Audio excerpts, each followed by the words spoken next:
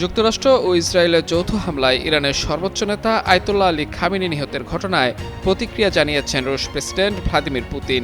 রোববার আল জাজিরার এক প্রতিবেদনে তথ্য জানানো হয়েছে। প্রতিবেদনে বলা হয়েছে, রাশিয়ার প্রেসিডেন্ট ভ্লাদিমির পুতিন ইরানের সর্বোচ্চ নেতা আয়াতুল্লাহ আলী খামেনির হত্যাকাণ্ডের নিন্দা জানিয়েছেন। ইরানের প্রেসিডেন্ট মাসুদ পেজেশকিয়ানের কাছে দেওয়া এক শোকবার্তায় পুতিন বলেন, আয়াতুল্লাহ আলী খামেনি এবং তার পরিবারের সদস্যদের হত্যা নিন্দনীয় হত্যাকাণ্ড, যা আমার একান্ত এই ভুবনের সঙ্গী হয়ে থাকে শুধু স্টেলা।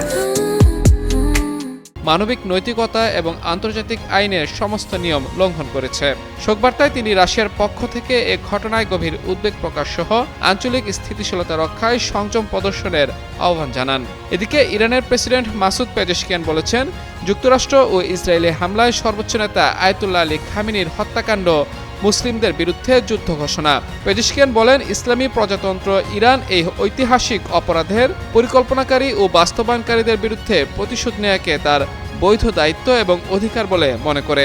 এ সময় খামেনি হত্যাকাণ্ডের ভয়াবহ প্রতিশোধ নেয়ার অঙ্গীকার করেন ইরানের প্রেসিডেন্ট।